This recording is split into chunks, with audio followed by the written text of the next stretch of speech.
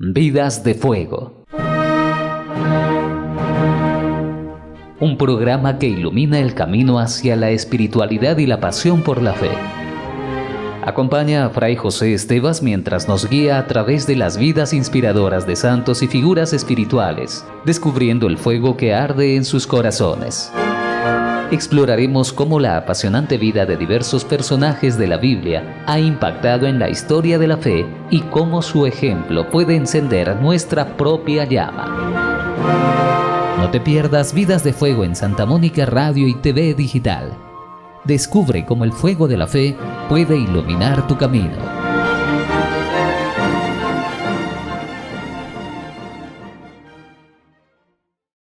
Vidas de Fuego. Y como cada jueves nos acompaña el vicario parroquial, Padre José Estevas Martínez, de la parroquia Santa Mónica. Él está con nosotros, pero también hoy nos acompaña el Padre Emerson Lizana Enríquez. Él es secretario del obispo de Chiclayo, en la región Lambayeque. Bueno, vamos a recibir el saludo correspondiente. Padre José, bienvenido al programa. Jaime, un saludo cariñoso, agradecido, muy bien, en este día, porque queremos presentar en Vidas de Fuego a alguien muy especial, ¿verdad? Que es el Papa Francisco, ¿no? O Jorge Mario Bergoglio, ¿no? Es, creo que para nosotros, un momento muy emotivo, yo creo, ¿no? Porque estamos en este momento compartiendo, pues, este duelo por su fallecimiento, ¿no? Creo que es muy importante analizar este tiempo, ¿verdad? ¿Qué te parece, Emerson, que es un momento oportuno, verdad? Sí, padre, justo, bueno, estamos de luto toda la Iglesia, ¿no? Es un personaje grande, no solo por haber sido el Papa de esta época, sino por el hecho de que ya toda su persona marca un hito en la historia, ¿no? En la historia de la fe, su inserción en la vida de los pueblos a través de estos gestos de humildad, de esta cercanía, como un pastor y como un hombre de a pie, como él mismo lo decía, ¿no? Un hombre sencillo y humilde. Y yo creo que, como decías muy bien, Padre Emerson, los gestos, ¿no? Y creo que son calcados del Evangelio, ¿no? O sea, Jesús también hablaba o bien en parábolas o bien en acciones que significaba pues toda su obra, la obra de Jesús, ¿no? Pues también el Papa creo que quería, a través de estos signos, de estos gestos, de estas obras y sus enseñanzas, transmitirnos todo lo que se refería a Jesús, a su Iglesia y a esa vivencia tan cercana de cada uno de nosotros con Él. Creo que ha quedado grabados muchos signos, muchos momentos, y también dentro de la Iglesia ha tenido situaciones fuertes, temas, incluso de renovar la curia vaticana. El hecho, por ejemplo, de no vivir allá en San Pedro, sino vivir más bien en un lugar donde vivían los huéspedes prácticamente que llegaban al Vaticano, en la casa de Santa Marta, ¿no? Ahí es donde ha estado llevando toda su labor de Papa. Como lo hacía antes cuando venía de visita a Roma. En fin, creo que resaltar su humildad, su sencillez, su cariño, su cercanía a la gente, de decir siempre la verdad, bueno, pues incluso los mismos eclesiásticos, vamos a decir, de la curia, quería renovarlos en lo que es valores del Evangelio y a nivel mundial también, ¿no? Ya sea autoridades o lo que sea, les decía claramente gestos como paz, como de justicia, de hermandad, etcétera.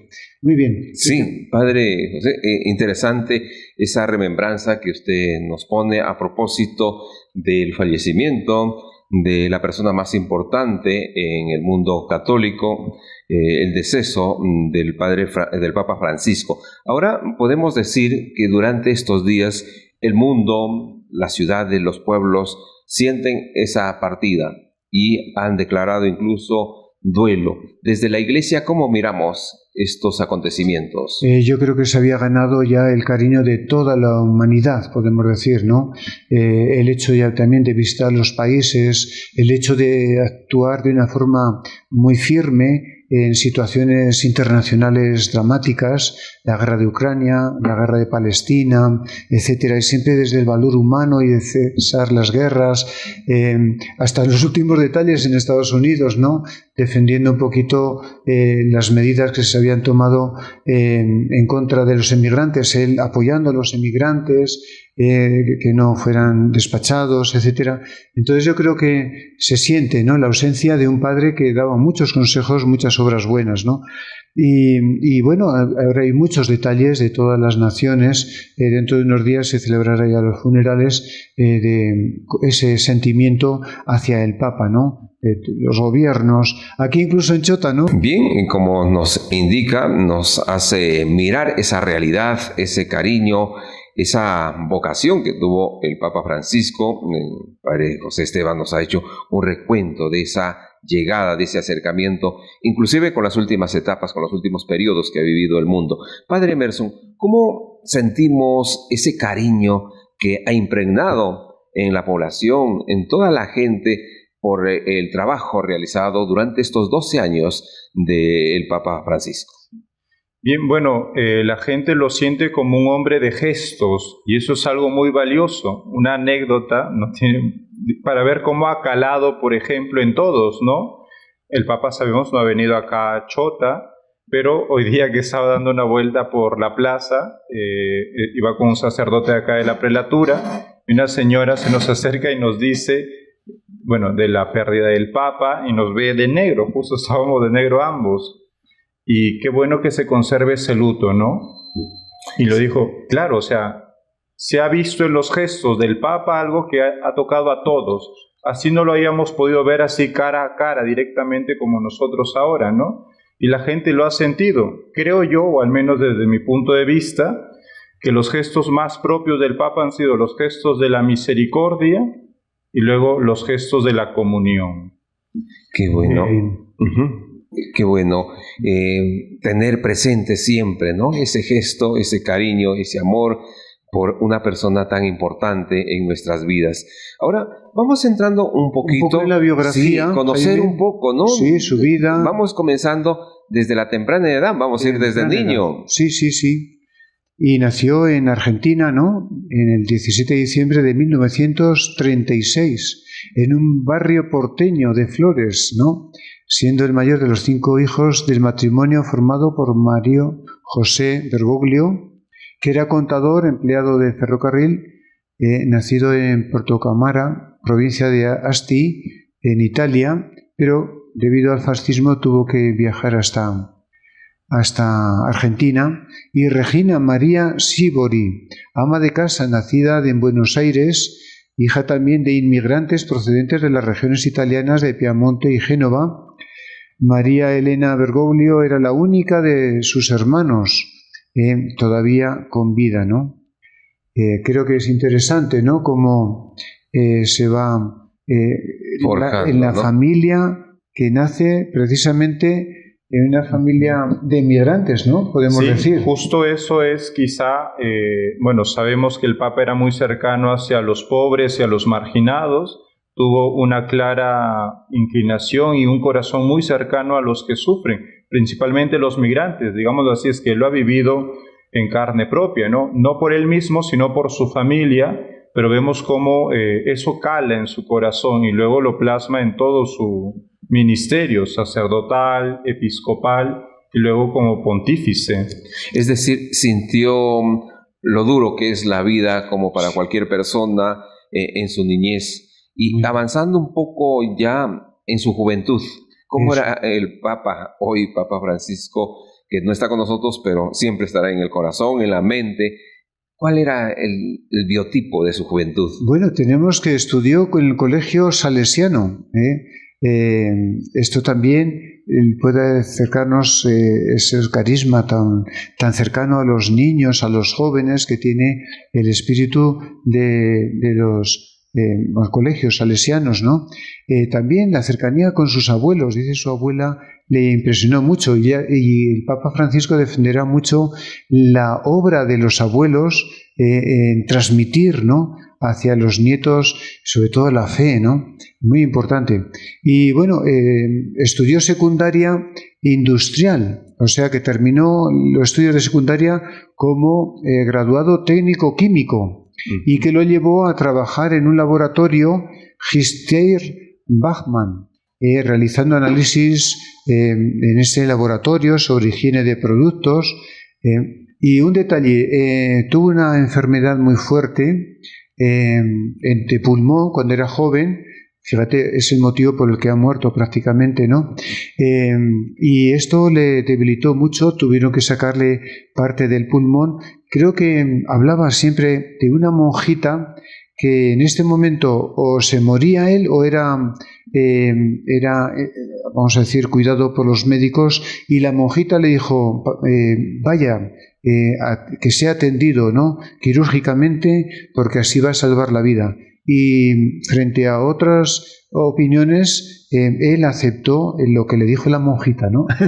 Y por eso dice que en torno a la salud hay mucha gente que hace mucho bien, ¿no? Entonces, desde ese periodo, desde esa etapa de su vida, comenzamos a mirar algo importante en el Papa, Padre Emerson. Sí, justo algo. Por ejemplo, en su biografía, el Papa cuenta de que entre las mujeres que influenciaron su vocación a la vida religiosa fue su abuela, la fe de las abuelas, que es una frase muy repetida por él, y luego esta religiosa, ¿no?, que cuando él estaba enfermo le dijo, bueno, lo mismo padeció Cristo, y a nosotros nos toca padecer lo mismo para hacer el bien que Cristo hizo, ¿no? Y eso es algo valioso, porque también esa sensibilidad a la gente, a los enfermos, a los que no pueden incluso acceder a los servicios sanitarios básicos, ¿no? Eso es algo muy valioso que van calando sí o sí, ¿no? Luego hasta llegar hasta su vocación religiosa. Eso, ¿no? La vocación fue interesante, ¿no? Sí, justo leyendo la biografía del Papa, uno encuentra que en la fiesta de San Mateo, en Argentina es el Día de la Juventud, 21 de septiembre, entonces cuentan que ese día la gente se va como de camping, se va a los parques, a pasar el tiempo con los amigos, ¿no? Uh-huh. Toda una tarde de fiesta, muy tranquilo, jóvenes de su edad, ¿no? Entonces él dice que pasaba por una iglesia y sintió un fuerte llamado a ingresar a esta iglesia. Ingresa precisamente, ve el confesionario, él dice que algunas veces iba a esa iglesia, a ese sacerdote no lo conocía y se confesó, ¿no?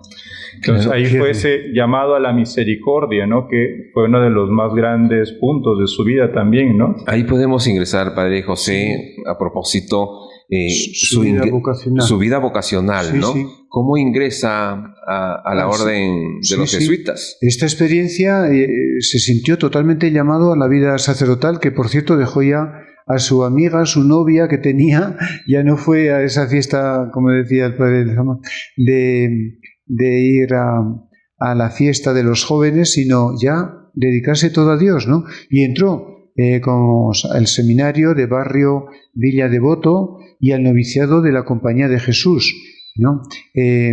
Culminó sus estudios de juniораto en Santiago, ubicado en la Casa de Retiro San Alberto Hurtado, Centro Espiritual de Loyola, y ingresó al curso de Ciencias Clásicas y profundizó en sus estudios de Historia, Literatura, Latín y Griego, ¿no?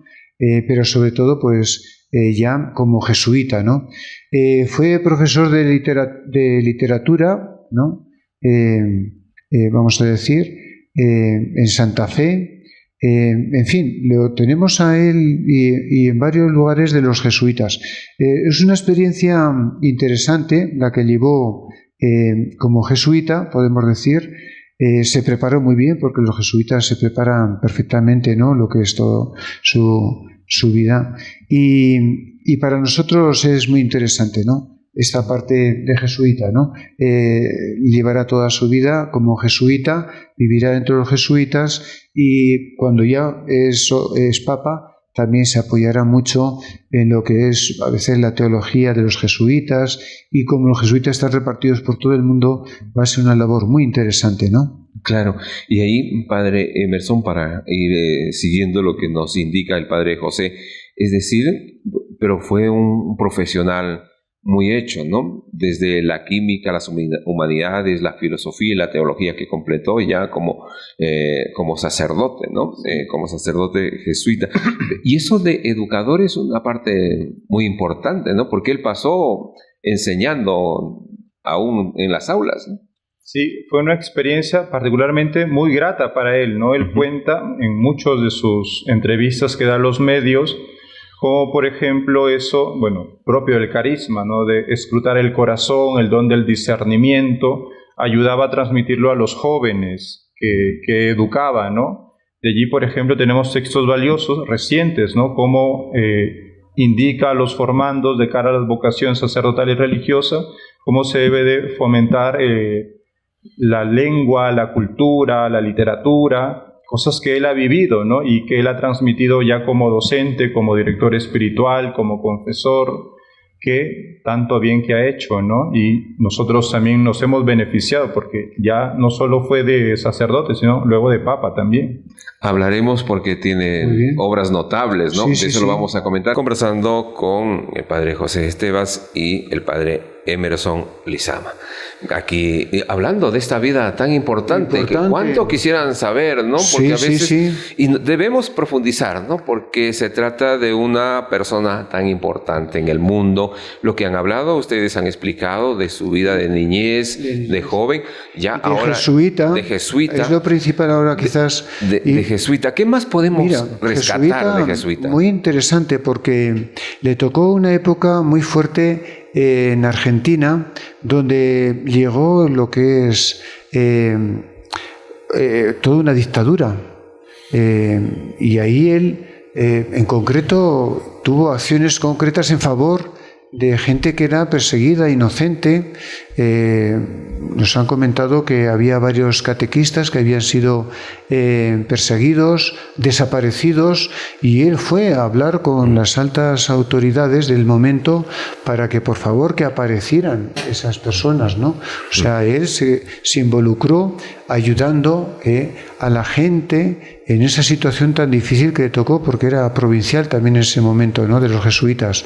Y ahí es difícil, ¿no? O sea, cómo estar en una situación difícil y cómo saber vivirlo desde la fe, desde el amor de Dios y humanamente. Creo que esto le va a ayudar también para que a lo largo de su vida, sobre todo de Papa, estar en situaciones muy complejas y discernir, a ver cuál es la solución ante gobernantes, políticos, distintos gobiernos de derecha, de izquierda, cómo mantenerse ecuánime, podemos decir, ¿no? Y Padre José, permítame interrumpirle, por favor, porque él, fíjese, a pesar de esa dura situación en que vivía Argentina, él conversaba, ¿no? Intercedía con las personas, pues, que estaban ahí, con los denominados dictadores, ¿no? Jorge Rafael Videla y Eduardo Macera, para exigirlo y lograr su liberación, ¿no? De la gente. O sea, podía correr su riesgo de su vida y no le importaba por ir a defender a estas personas que en ese momento estaban siendo perseguidas, ¿no? Creo que es algo muy interesante. Quizás otro aspecto también de esta vida de jesuita es que terminó de jesuita y casi lo relegaron a un lugar lejos. Ya terminó de ser provincial y le dejaron un trabajo muy humilde y lugar lejano. Entonces él aceptó esa situación. Él hablaba de purificación interior, ¿no? Como una noche donde uno va madurando en lo que es lo esencial de su vida, o sea, los momentos de prueba, y saber servir a Dios allí donde le pongan en cada momento, ¿no? Y bueno, pues después estuvo en Buenos Aires como sacerdote, y allí ejerció unas tareas muy bonitas de pastoral yendo a los suburbios, y esto le llevó a que el arzobispo de aquel momento le pidiera consejo cómo podía llevar una pastoral en esos lugares difíciles, en los suburbios, y al final lo terminó consagrando obispo auxiliar de la Arquidiócesis de Buenos Aires, ¿no?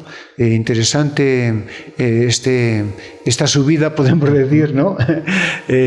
Y con qué servicio siempre a Dios. Él quería servir siempre y a los hermanos, ¿no? ¿Qué te parece, Emerson, esta parte? Sí, es muy valioso, ¿no? Porque, digámoslo así, humanamente uno podría decir, era una persona importante en la compañía de Jesús, ¿no? Tenía un cargo, intercedía por todos, ¿no? A favor de las autoridades, a favor de los más necesitados, de los que eran vulnerados sus derechos, y luego de verdad pasó, digámoslo así, a un segundo plano, ¿no? Un trabajo humilde que pasaba desapercibido totalmente. Pero bueno, eso ayuda a la formación de la espiritualidad, ¿no? Y él, como lo dice, ¿no? Eso le ayudó a limpiar las intenciones, a crecer en Dios. Y bueno, sabemos que él luego fue ordenado, consagrado obispo de Buenos Aires, ¿no? Donde hizo una gran labor. Todo lo que había hecho ya de presbítero lo marca ahora en el episcopado. Y bien, bueno, es una labor de misericordia y de mucha acción social también, ¿no? Justo de allí, por ejemplo, se desprende su lema episcopal, ¿no? Miserando atque eligiendo, que también formará parte de su escudo ya como pontífice, ¿no? Y bien, ¿no? Todo eso, para ver esos puntos claves, sirve el hecho de que el Papa tenía una memoria muy agradecida, ¿no? Que es el término que también usaba muchísimo, una memoria agradecida. Él, digámoslo así, él siente su llamada a la vocación un día de San Mateo, y esa frase, miserando atque eligiendo, es de la liturgia de las horas de San Beda el Venerable, a quien citaba muchísimo, por cierto, y ahí aparece, lo vio con misericordia y lo llamó. Esa es la frase de su escudo, ¿no? Exacto, sí. La misericordia ha sido un pilar para él, ¿no? Luego sabemos, convocó el año de la misericordia. Es decir, recogiendo una parte del texto, Padre José, Padre Emerson, la transferencia de Bergoglio para que obre de sacerdote en Córdoba ha sido considerado como una especie de castigo por los estudios de su vida, y él mismo definió ese momento como de purificación. Eso es, muy de purificación bien, sí, interior, y como una noche con alguna oscuridad interior, ¿no? Es decir, como ustedes decían, casi como algunos lo consideraban como un castigo, pero él lo consideraba como una purificación. Un momento de crecer más hacia su interior y a quién debe servir, ¿no? Para que luego todo lo que ejerció durante toda su vida no es por algo, iba a decir, exterior, sino siempre desde su corazón, ¿no? Desde su interior.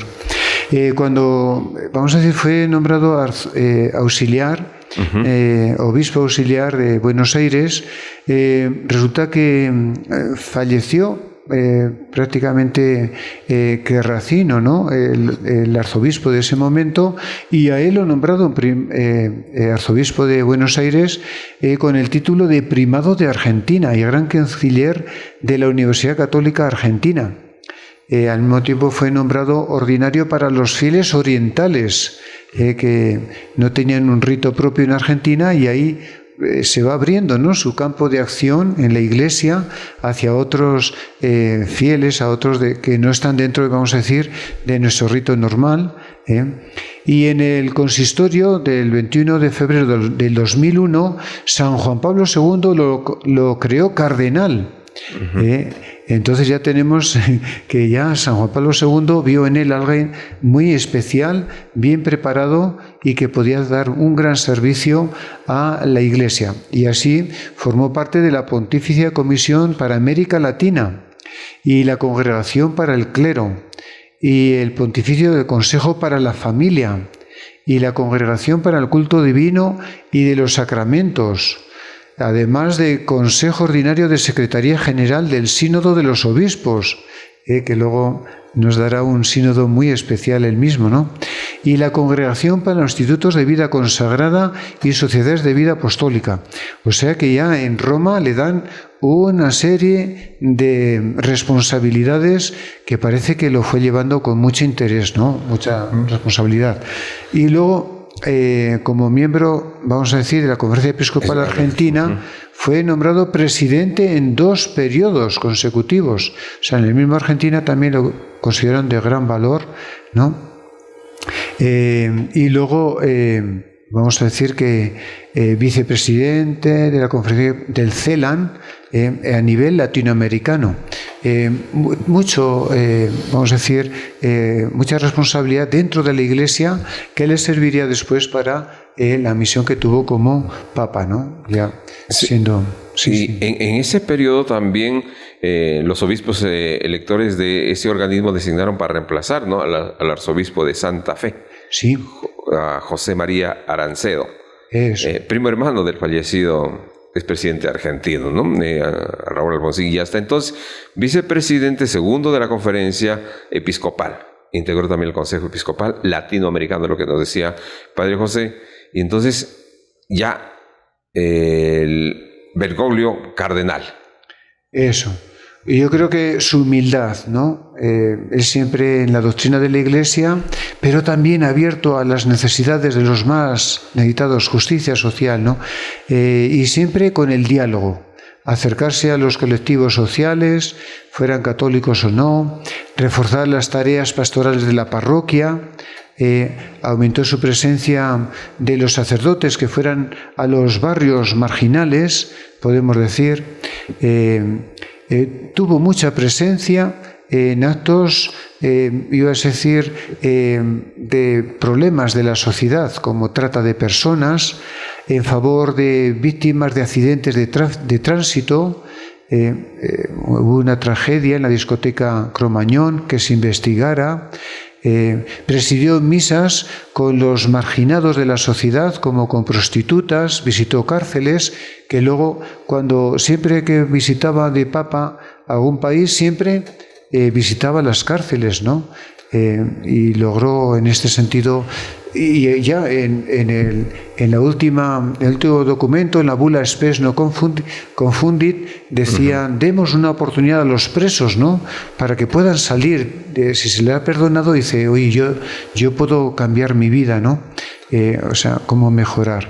Y así muchas actividades, pero siempre viajaba en transporte público, ¿no? Sí, no, bueno, la sencillez y la humildad era algo característico, ¿no? Él rechazó el palacio arzobispal, cosa que también lo vimos como pontífice. Él vivió en un apartamento sencillo y pequeño, allá en Buenos Aires. No tenía transporte privado, se movilizaba con todo el pueblo, ¿no? En bus, transporte público. Son gestos que, digamos así, los ha arrastrado y los ha tenido muy marcados, ¿no? Para que todos procuremos, en la medida de lo posible, imitar, ¿no? Es la humildad y la sencillez que está en el Evangelio. Estamos hablando del Papa Francisco. Eso. En nuestro programa Vidas de Fuego. Muy bien. Y que tiene pues tantas cosas por comentarse y que seguramente aparecerán libros de esta vida, de esta obra del Papa Francisco. Obtuvo 40 votos de 77, que eran los necesarios para ser elegidos, ¿no? Y en segundo lugar estaba el cardenal Ratzinger, ¿no? Y él rogó a todos, no, yo no puedo aceptar esta tarea y que sea más bien el cardenal Ratzinger, ¿no? Y fíjate que fue elegido al final en esta primera, este primer conclave que participó el Papa Benedicto XVI, ¿no? Y como ya después, a los 7 años de estar de Papa, Benedicto XVI renunció y ahora hubo otro cónclave para elegir nuevo Papa y ahí sí fue elegido, ¿no? Padre Emerson creo que fue el primer Papa americano, ¿no? De nuestra tierra, podemos de aquí, América, de nuestra región, latina, claro, americano. Sí, justo él lo dice de forma graciosa, muy a su estilo, muy cercano. Él, por ejemplo, empieza diciendo, hermanos y hermanas, buenas tardes. Saben que el deber del cónclave era dar un obispo a Roma. Parece que mis hermanos cardenales han ido a buscarlo hasta casi al fin del mundo, pero aquí estamos. Y claro, es el primer papa argentino, el primer papa jesuita incluso, ¿no? Y él desde sus primeras palabras se mostró así, muy transparente, muy sincero, muy cercano, muy él, de verdad, toda una personalidad que impactó al mundo, ¿no? Mediáticamente, digámoslo así, fue portada en muchos diarios, no solo por haber sido elegido papa, sino por todo, o sea, su expresión, su modo de hablar, esta fraternidad tan palpable, tan perceptible por los sentidos, ¿no? Que ha sido algo muy valioso, ¿no? Padre Emerson, incluso el mismo nombre, ¿no? De Francisco, que lo tomó casi por el nombre de San Francisco de Asís, ¿no? Y decía, para mí es el hombre de la pobreza, el hombre de la paz, el hombre que ama y custodia la creación, ¿no? Y estos elementos lo va desarrollando a través de toda su vida de papa, ¿no? Y sobre todo las frases que le dijo algún cardenal: no te olvides de los pobres, ¿no? Siempre lo tenía muy presente. Bueno, interesante los gestos que tuvo siempre, ya desde los primeros actos. Celebró la primera misa como pontífice en la Capilla Sixtina, interesante, ¿no? Después casi quería proclamar que el mensaje de Jesucristo debe ser el centro, ¿no? Siempre. Y la necesidad compasiva, ¿no? Que tenemos que tener siempre a todos, ¿no? El Evangelio y Cristo, ¿no? Cristo, la piedra angular, y ahí está siempre en el centro de su vida. Vamos a decir que la audiencia que dio, muchos de ustedes no pertenecen a la Iglesia Católica, le decía a los periodistas, otros no son creyentes, pero respetando la conciencia de cada uno, os doy mi bendición, sabiendo que cada uno de vosotros sois hijos de Dios, que Dios les bendiga. O sea, él quería llegar a todo el mundo, ¿no? Siempre con ese cariño y ese amor que tenía, ¿no? Recuerdo siempre el detalle que tenía cuando el primer mensaje que dio, le dijo: niños, vayan a sus casas y cuando lleguen a sus casas den un beso, ¿no? A su familia, ¿no? Qué humano, ¿no? Qué cariño y qué atención tenía con todos, ¿no? Vamos a decir que le fue entregado el palio, el anillo de pescador, que no es de oro como era habitual, sino de plata dorada. En su homilía, Francisco habló del poder que otorgó Cristo a San Pedro. Nunca olvidemos que el verdadero poder es el servicio, decía él, ¿no? De poner sus ojos en el servicio humilde, abrir los brazos para custodiar a todo el pueblo de Dios y acoger con ternura y afecto a toda la humanidad, especialmente a los más pobres, los más débiles, los más pequeños, ¿no? Creo que lo cumplió perfectamente desde el primer día esta obra, ¿no?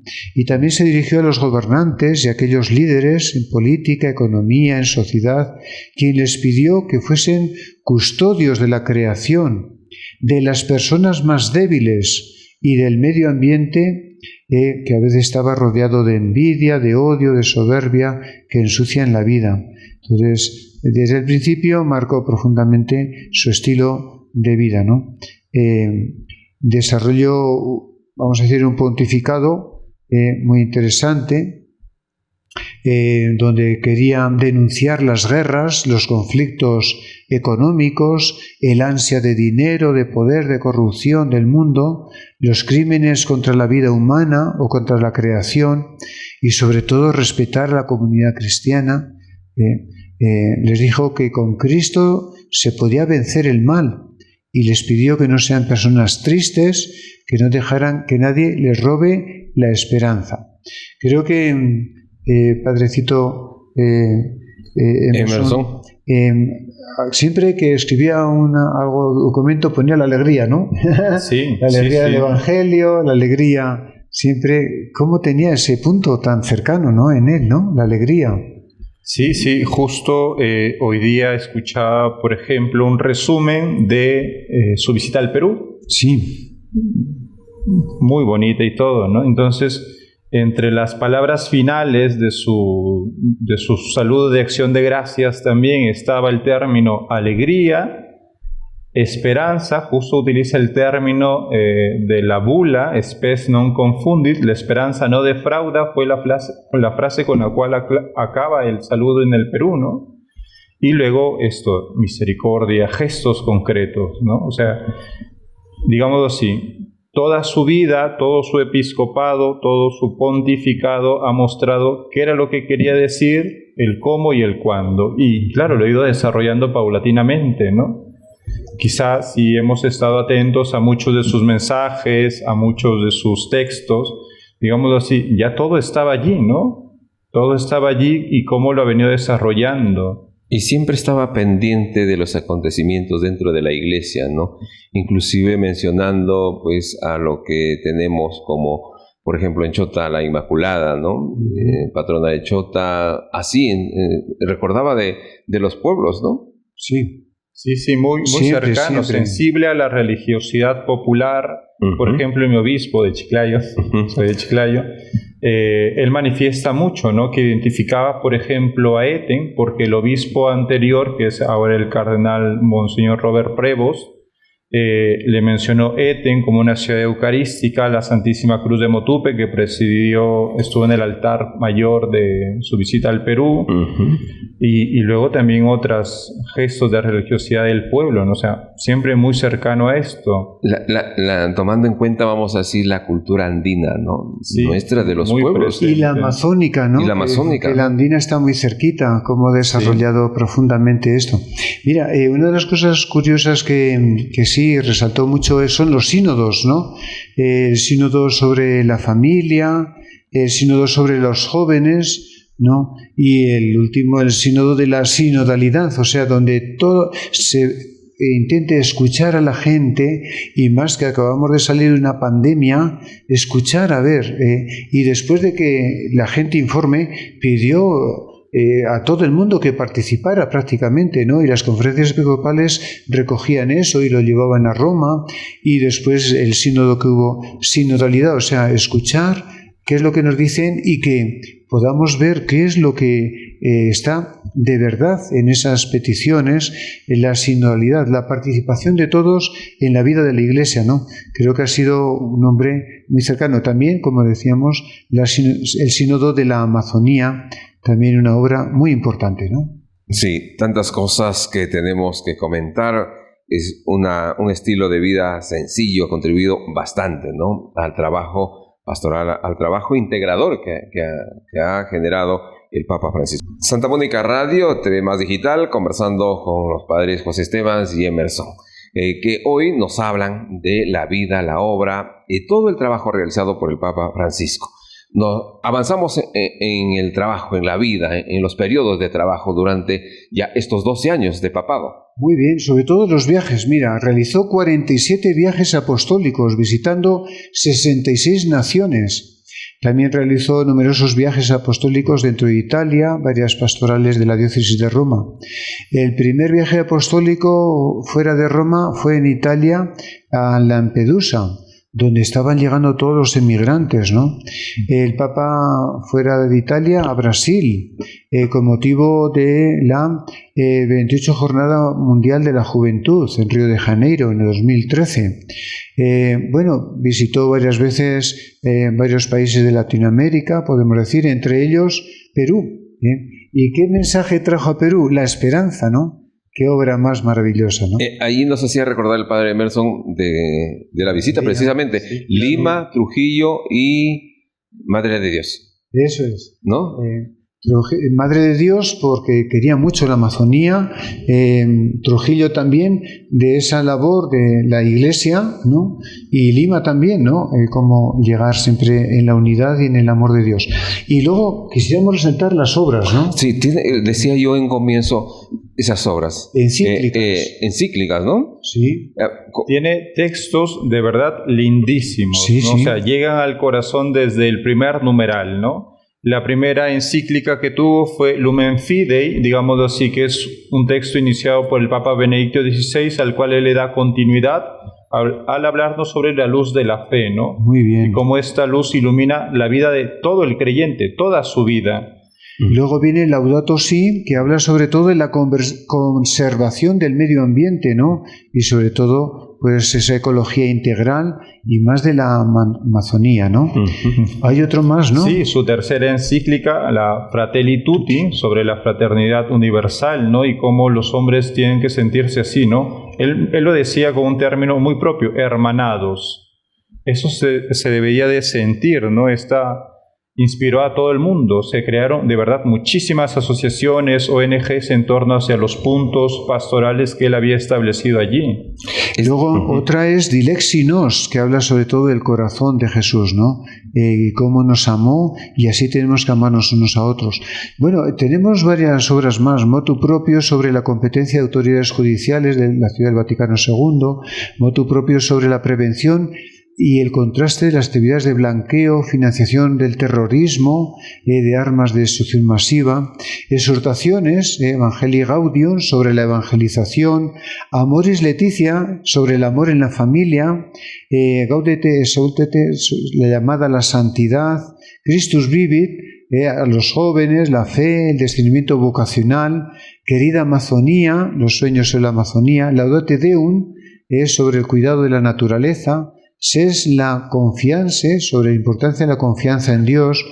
En fin, son muchas obras muy maravillosas que resumen esta vida, y quisiera, yo creo que terminar en algo bonito, como la bula de convocatoria de este año jubilar, que ganemos todos el júbilo.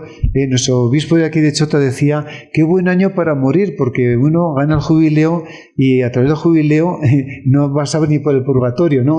Pues en este año ha fallecido el Papa, ¿no? En esta bula que convocaba la esperanza no defrauda, además de decir la esperanza está en Cristo, el encuentro con Cristo, su obra salvadora, etcétera, en los sacramentos, y habló al final de la bula sobre la muerte, ¿no? La muerte, que es ya un estar con Dios, ¿no?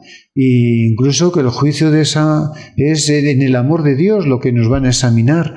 Entonces parece que se ha cumplido, y justamente se despidió el Papa con esa bendición Urbi et Orbi, que da 2 veces al año, una Navidad, otra ahora en tiempo de Pascua, bendiciendo a toda la humanidad, y agradeció a sus ayudantes que pudiera haber ido, después de que había ingresado como enfermito en el hospital, ya no había podido estar con la gente, que la víspera de su fallecimiento pudiera dar un paseo por toda la plaza llena de gente saludando, ¿no? Y al día siguiente murió el lunes de la Pascua, murió plácidamente pidiendo los sacramentos, porque tenía ya, vamos a decir, su corazón destrozado, sus pulmones también, y escuchando la Santa Misa, y en mucha paz. Así murió, como testigo de un signo más de lo que había vivido siempre, ¿no? La esperanza no confunde, no defrauda. La fortaleza que le ayudó finalmente para despedirse de quienes le esperaban en la plaza, ¿no? Sí. Es claro de que el Papa ha sido un signo y un don de Dios para la Iglesia de este tiempo, ¿no? Ha vivido plenamente lo que ha dicho, lo que ha pensado, y también nos lo ha transmitido a todos los creyentes, incluso hasta los no creyentes. Sí, ha abierto la Iglesia para todos. Para todos. De puertas abiertas. Y decía, de aquí esperaremos cuándo habrá humo blanco. Sí. Diosito nos revelará, Dios mediante, entre 15 o 20 días ya se reúne el cónclave, y de ahí ya saldrá elegido nuevo obispo, igualito que los apóstoles, ¿no? Cuando falló Judas, vamos a decir, había un espacio vacío, se reunieron los apóstoles, rezaron a Diosito para que escogieran a uno, y ahí en aquel momento cayó a suertes, o ya se escoge a través de todos los representantes de la Iglesia, que son los cardinales, y ahí se escoge a uno que Dios quiera elegir, ¿no? Y ahí aparecerá investido con las mismas características que el primer apóstol. En esa sucesión ininterrumpida de los apóstoles se le impondrán las manos, se le bendecirá y será consagrado el sucesor de Pedro.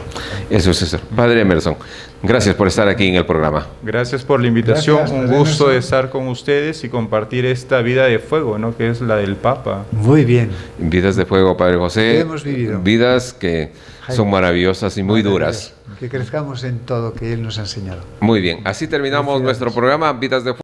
Vidas de Fuego. Un programa que ilumina el camino hacia la espiritualidad y la pasión por la fe. Acompaña a Fray José Estevas mientras nos guía a través de las vidas inspiradoras de santos y figuras espirituales, descubriendo el fuego que arde en sus corazones. Exploraremos cómo la apasionante vida de diversos personajes de la Biblia ha impactado en la historia de la fe y cómo su ejemplo puede encender nuestra propia llama. No te pierdas Vidas de Fuego en Santa Mónica Radio y TV Digital. Descubre cómo el fuego de la fe puede iluminar tu camino.